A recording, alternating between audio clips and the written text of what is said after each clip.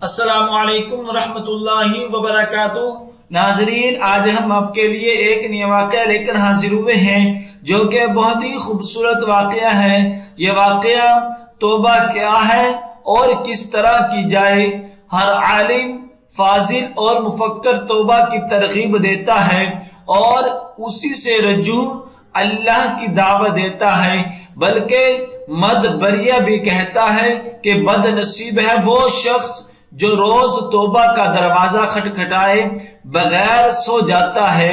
یہ سب کو معلوم ہے کہ انسان خطا کا پتلا ہے، روز غلطیاں کرتا ہے اور اپنے مالک حقیقی کے سامنے ہاتھ باندھ کر کھڑا ہو جاتا ہے، سجدے میں گر جاتا ہے اور اس سے معافی مانگتا ہے۔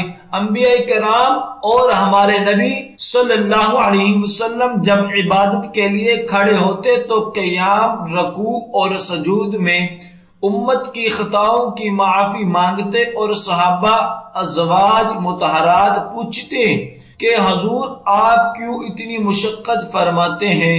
تو آپ کا جواب ہوتا کہ کیا میں اپنے رب کا شکر گزار بندہ نہ بنوں؟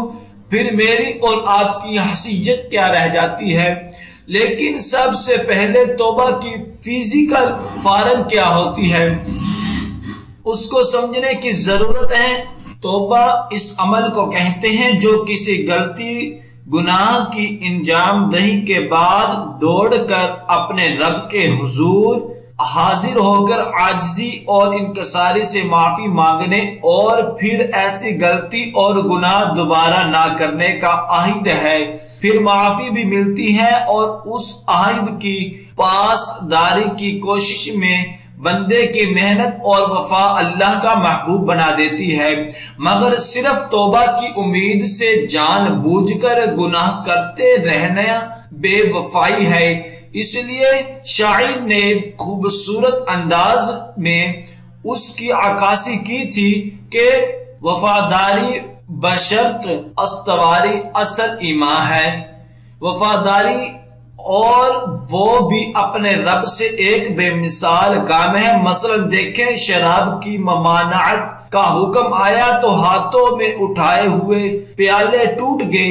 انسان اس کے باوجود غلطیوں کا خوب گر ہے، مگر معافی اور توبہ کا دروازہ کھلا رہتا ہے، چونکہ معافی مانگنا اور مانگنے والے کو عطا کرنا رب کا پسندیدہ عمل ہے۔ سابق وزیر اعظم پاکستان ظفر اللہ خان جمالی سادہ سے بنتے ہیں۔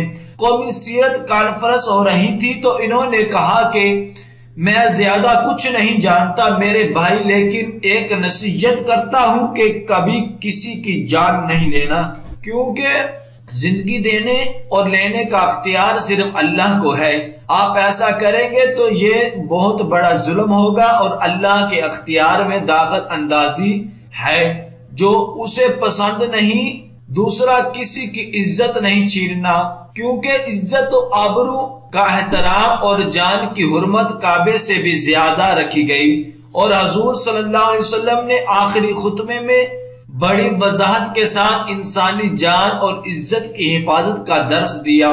پھر جمالی صاحب گویا ہوئے کہ کسی کا رزق نہیں چھیننا، کیونکہ رازق اللہ کی ذات مبارکہ ہے۔ یہ وہ بڑے گناہ میں جن کی معافی کا پیمانہ براہ راست انسانیت کے ساتھ جڑا ہے۔ اللہ تعالی نے شرک کو ظلم عظیم کہا ہے۔ اس کی ذات مبارکہ میں کسی کو شریک کرنا بھی بڑا گناہ ہے، تاہم شرک چھوڑ کر اللہ کی وحدانیت کا دل و زبان سے اقرار کرنا معافی کا باعث ہے۔ والدین کے ساتھ بدسلوکی، حسد، بغض، کنیہ، عہد کا توڑنا، سرعام شعائر اسلام کا مذاق اڑانا، جھگڑا فساد کا باعث بننا، ناپ تول میں کمی، سود لینا اور حقوق انسانی کو پامال کرنا بھی بڑے گناہ ہیں۔ ان سے توبہ کر کے چھوڑ دینا نجات کا باعث بن جاتا ہے، مگر جان، عزت اور رزق چھیننے جیسے گناہ اسی تناظر میں دیکھے جائیں گے۔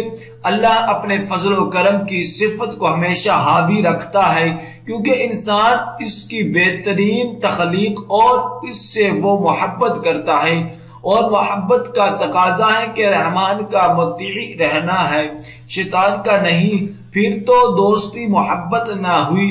انسان کا سب سے بڑا دشمن اس کا نفس ہے، جو خواہشات نفسانی اور حرص و طمع میں گھیر کر انسان کو ظاہری باطنی حرام کاری پر مجبور کرتا ہے۔ انسان کی سب سے بڑی جنگ، آزمائش اور امتحان اس کا نفس ہے، جس کی ڈرائیونگ سیٹ پر شیطان بیٹھا ہے اور سبز و شاداب خواب دیکھا کہ انسان کا باطنی آنکھ کی بینائی چھین لیتا ہے، اور جب آنکھ کھلتی ہے تو بہت دیر ہو چکی ہوتی ہے۔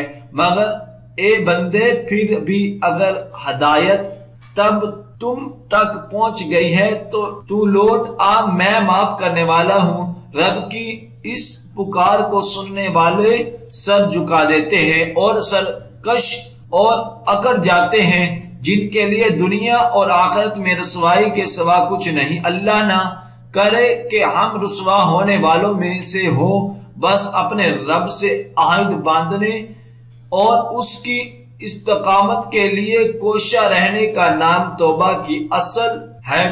اس لیے پہلے توبہ اور پھر وفاداری۔ سفر کٹھن لیکن منزل عظیم ہے، کیونکہ کہ رب العالمین بہت عظیم اور اس کے نادر و بے مثال تخلیق انسان بھی عظیم ہے۔ دعا ہے کہ اللہ تبارک و تعالی ہم سب کو ان کلمات پر عمل کرنے کی توفیق عطا فرمائے۔ صدق اللہ العظیم۔